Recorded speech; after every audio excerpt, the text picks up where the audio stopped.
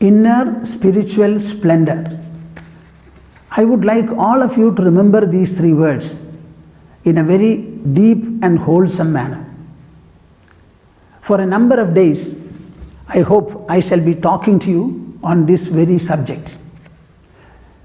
What does it really mean? It means splendor, a kind of a brilliance, a luminosity, which every one of you carries within yourself.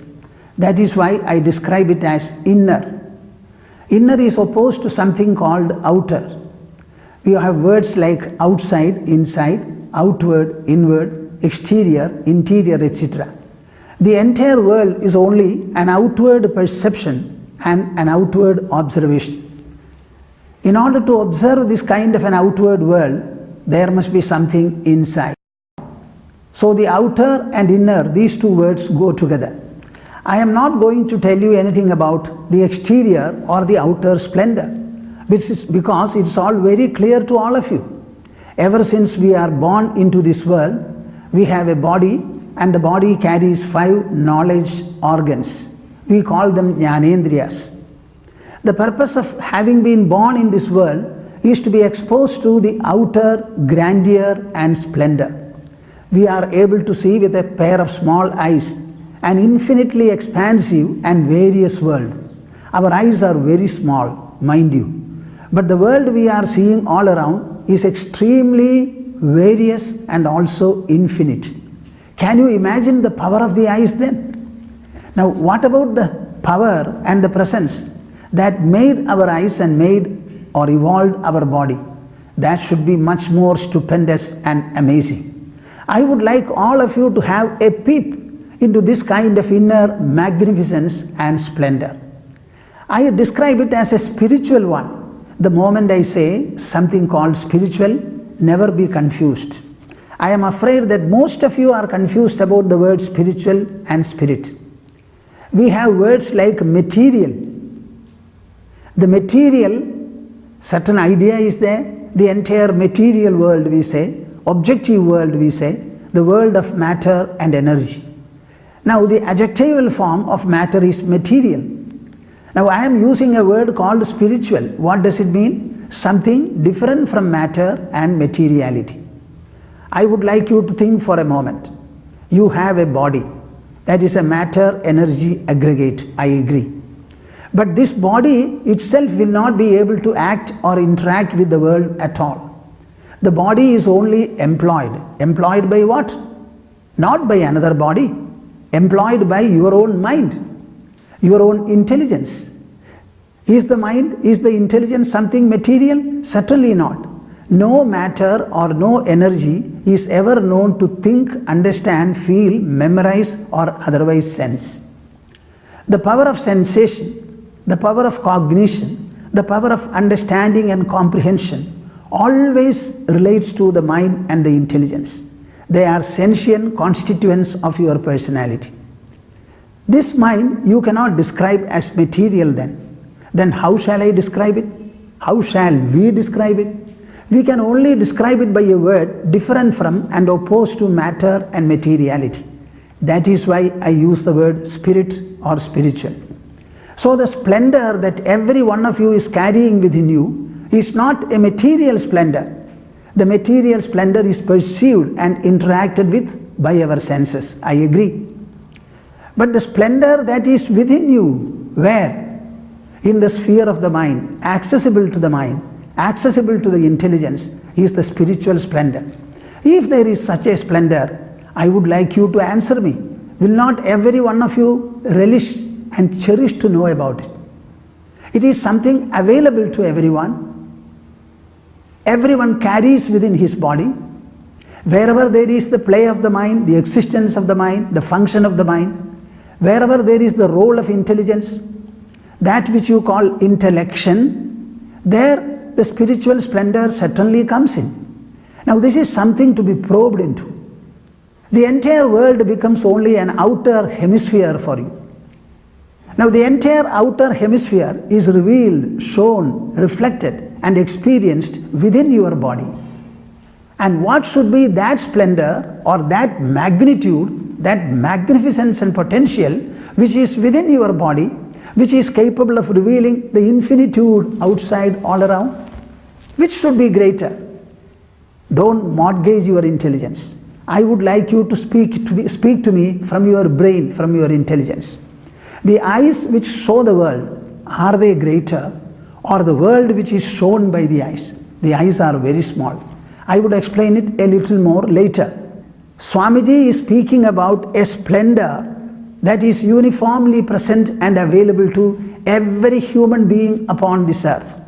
And this splendor is of a spiritual character and content, and it is inner. This inner spiritual splendor, this coinage, we have made it a caption. A name has been coined by me, and it is given for what?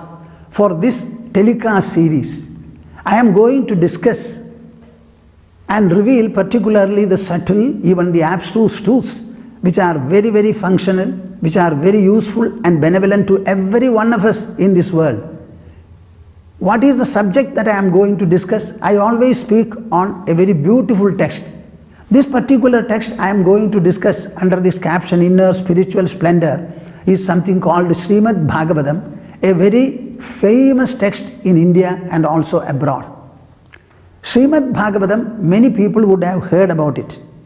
Now, throughout the discourse, I shall be revealing only the inner spiritual splendor. Every one of you can access in as much a measure as possible and as you want. Mind you, everyone has a mind, and mind is the one which senses or cognizes the body. How do you say that I have a body? Body doesn't tell you. Go to an absolutely dark room, close your eyes. You cannot see even your own body. Yet you are able to say, I have a body. How do you understand that you have a body? It's a cognition, it's an experience, it's a realization that you have. And that realization is not provided by the body. I am realizing that I have a body. What I have is different from me. I only possess it, I own it, I have it. It is an object of experience for me.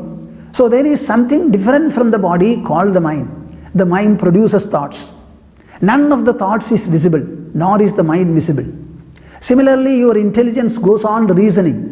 A lot of reasoning and rationality is there associated with human life.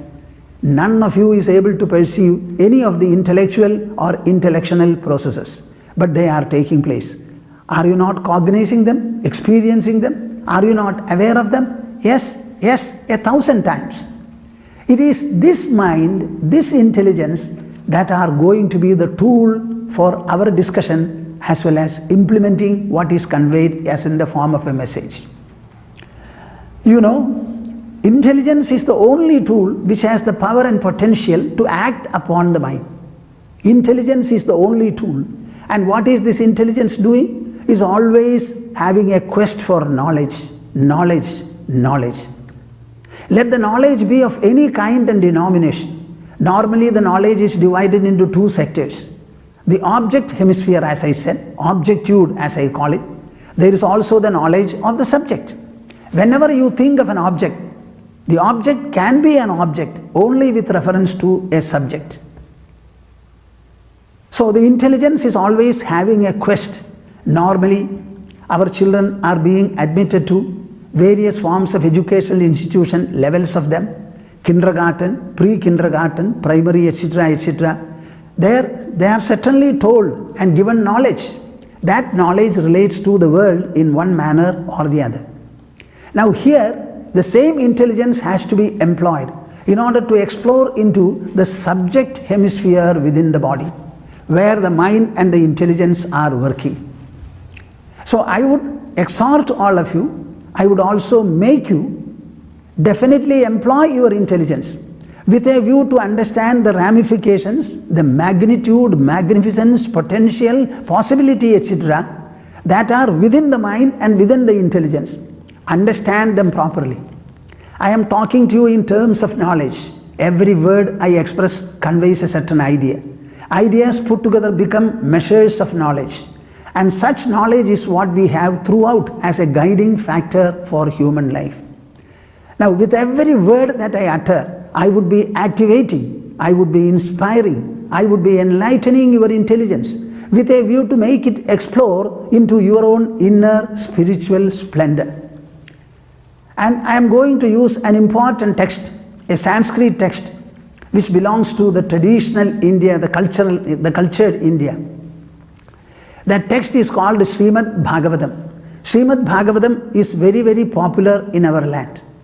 And of the Sreemad Bhaagavatam, which contains 12 skandhas, altogether 18,000 Sanskrit verses, I am going to focus, if at all, on the 11th skandha.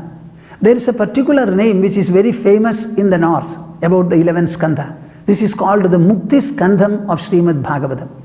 The word Mukti may be in one way or the other familiar for all of you. What is meant by Mukti? Mukti generally means liberation. Make it a little simpler. It means freedom, release. Freedom for whom and freedom from what? It is the freedom for the mind, for the possessor of the mind, the freedom of the mind and the freedom of the intelligence. Swamiji, what do you mean by the freedom of the mind? Our mind has got a number of shackles. It is agitated. It is tense. It has a number of preferences, prejudices, jealousy, intolerance, competition, idleness, lack of being enthusiastic, fervent. We are not able to apply our mind as much as we want. There is a lethargy. There is an indifference overpowering us. So there are a number of shackles there, a number of counter emotions you can say. All these things have to be dealt with. If the mind or the mind possessor is able to be relieved and released and freed from all these shackles, that is what I call mukti or freedom. It is not that a Bhoomananda Swamiji calls it freedom. It is freedom as is mentioned in our scriptures. The great ageless scripture that we have, a number of them we have, right from the Vedas. So many scriptures are there. Even Sreemad Bhaagavatam is one such. So it is to have an ample freedom from the shackles of the mind. In the same manner, the intelligence also has a number of difficulties and restraints, constrictions. One is doubt, lack of clarity, inability to decide matters properly, and inability to cling to and adhere to whatever decisions or resolutions have already been taken. So if we can have a mind and intelligence which is absolutely free from these shackles, I think that is called freedom.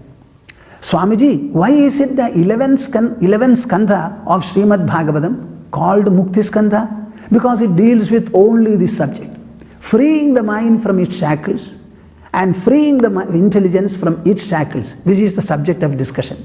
So are you not interested? Are you not all interested in this subject? By its very nature, is it not endearing? Is it not appealing? Is it not inspiring? Is it not compulsive? Is it not overwhelmingly so? I am asking you. So the inner spiritual splendor is a coinage which all of you should remember, understand. Not only that, you should discuss it with your people, relatives, friends, family members, etc. Swamiji, Swami Bhoomananda ji, is speaking to us on a subject called inner spiritual splendor. What do you think about it? It is not a splendor like the one belonging to the sun, moon, stars, or lightning, or other agencies outside. It is a splendor that belongs to your own spiritual presence within the body, which animates and activates it. I would like to tell you something in the way of an introduction. How do you propose to tackle this subject, Swamiji? Are we interested in a subject called inner spiritual splendor? I think you will have to be. Everyone will have to be. Why? The human being by his very nature is given to acquiring knowledge. The entire life of a human rests upon knowledge and knowledge alone. Can you think of an illiterate society, an uneducated society? What is it that you wanted right from your young age? Even now, who are the greatest people in this world? Are they the people of money and wealth and property, or are they the people of knowledge? Knowledge, knowledge, wisdom. The wisdom man is the highest and the best man. It is because of wisdom that we have made all the facilities, comforts and luxuries of life. We are able to travel very fast on the land, in waters and also in the sky.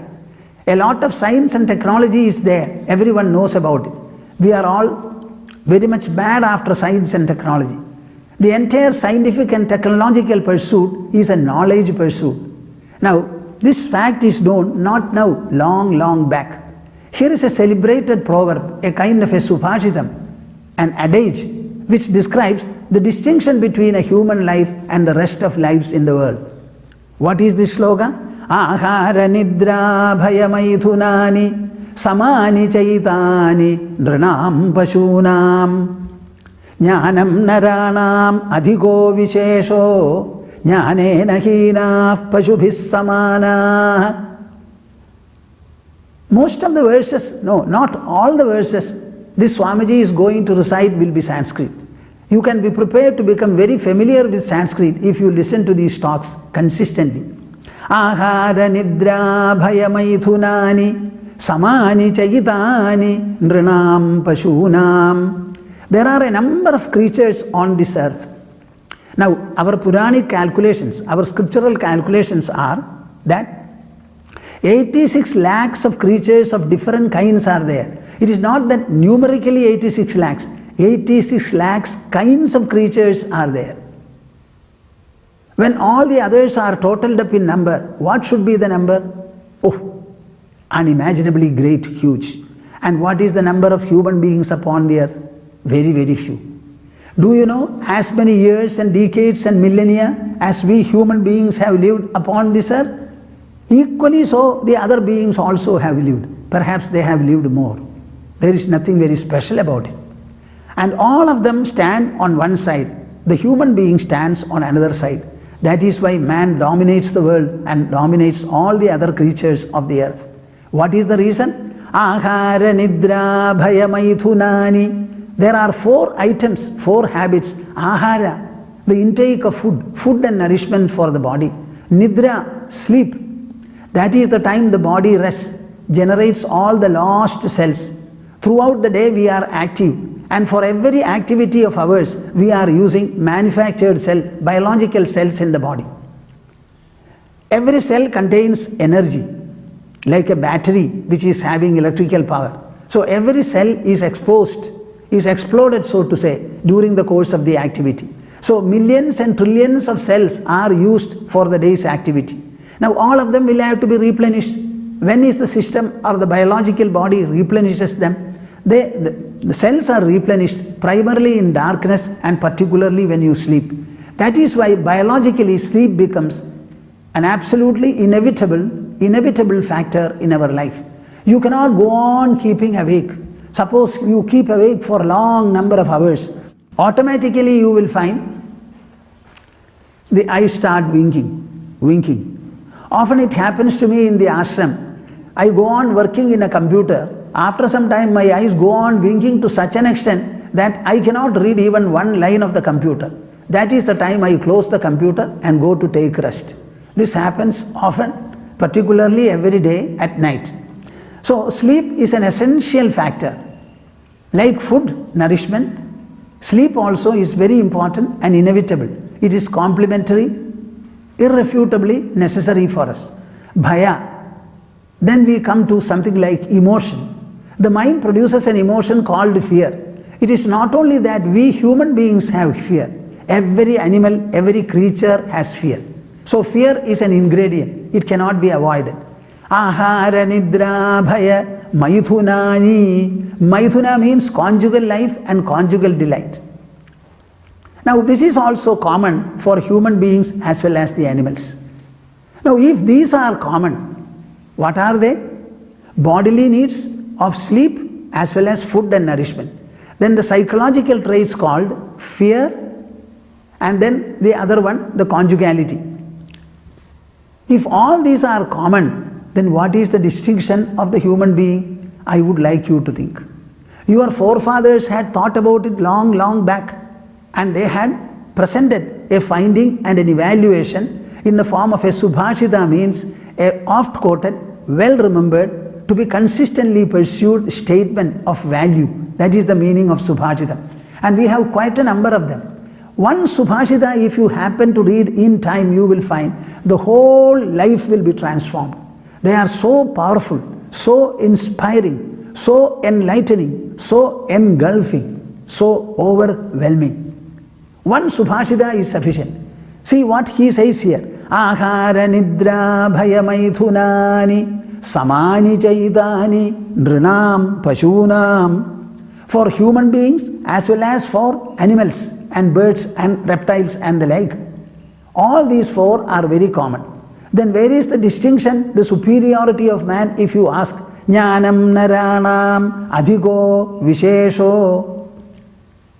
The only additional factor, superior factor, which makes the human different from, superior to the rest of the creatures is the potential and the possibility called knowledge. The animals are living upon the earth, they have been living, apes have been living, elephants have been living, horses have been living, and what great civilization or advancement have they been able to bring about? Not at all. Our ancient people are said to be, if this is accepted, we were cannibalic at one time. And we have got civilized and refined to this extent. Can you imagine? Our ancient people never had an apparel, a dress on their body. Now we are having different layers of dress. They were living in cottages, hermitages, kutiyas, etc. Now they are living in multi-storied mansions. There is a lot of difference. But do you find a parallel difference in the case of the human and non-human beings? No, certainly not. So it is the knowledge potential, the knowledge possibility that always distinguishes the human life from the rest. Jnanam naranam adhiko vishesho jnanena hina pashubhis samana. This knowledge factor, that knowledge ingredient, if you start dismissing it, disregarding it, if you refuse to possess it, gain it in ample measure, then your life becomes equal to the human beings, degenerates to that level. This is what the Subhashita says. My dear souls, it is on the basis of this that I wanted to discuss this subject of inner spiritual splendor for all of you. I am generally used to speaking in front of an audience. And I ask them questions. I get indications as to whether what I talk is understood by them and are they all moving along with me. Or one Swamiji goes on speaking and all the others are not with him. That kind of a disparity or disharmony should not be there. Now here I am talking to an audience who is invisible for me and I am also invisible with one advantage. You can see me on the screen. But I cannot see you at all. I have to look at the camera and I talk. At the same time, you can see me in full measure. Some people say, Swamiji every day comes to our drawing room, every day because you are talking. Now, this particular exposition is of the inner spiritual splendor, I said. I am going to use the tool called intelligence to act upon the mind so that the mind will be sufficiently sublimated, enriched, empowered, elevated, expanded and finally enlightened. Who will not like all these benefits? The purpose of this exposition is to enable you to live in this world more effectively, more joyously, more sustainingly, assimilating all kinds of inputs from the world in a very effective manner. Whenever I use the word assimilation, understand it. The food we are taking, it's not enough if you have your food. You put it into the mouth. Chew it very well perhaps. Most people are not chewing. You should understand digestion starts in the mouth and masticate or chew the food as much as you can. Generally there is a statement, we have 28 feet. So you should chew every mouthful of food 28 times so that it mixes with the saliva sufficiently well. Digestion starts. Then it reaches the alimentary canal. And after the alimentary canal, the food starts its passage through different bends and curves of the intestines. What is the length of the intestines? It is supposed to be 5 times our height. So can you imagine to what length the food that we have consumed passes through in the intestines? It receives a number of secretions from different organs like liver, pancreas, etc. And ultimately the whole food is digested, assimilated, absorbed and converted into blood. That is the energy that you have. This is what is happening. Now when I speak about the assimilation by the mind of all kinds of inputs from the world, I am using the word assimilation. You should understand, when the food is assimilated, it becomes energy. In the same manner, when you live your day-to-day life in this world, every kind of an interactional input, if you start assimilating, you will find that assimilation means it becomes your energy, drive, enthusiasm, knowledge, stability, enrichment. So every day of life should be one of enrichment. And with enrichment, you should be able to contribute to the world, function in a manner that will enrich the world also. So it is a two-way enrichment. In order to enable you, enlighten you, and empower you for this purpose, this inner spiritual splendor on the basis of Sreemad Bhagavatam is discussed. First of all, I would like you to know about it. Now, I am an exponent. I am going to expose this inner spiritual splendor. This exposition is made for the viewers. I don't know how many of you will be there. In a few days, I will get some kind of an estimation or evaluation about how many people are going to listen to me or are listening to me. I am doing a telecast in Asianet, the very premier Malayalam channel. It started on March 22nd this year. So quite a number of episodes are already over. Every week except Sunday, all the 6 days the telecast is right from the morning from 6:15 for half an hour.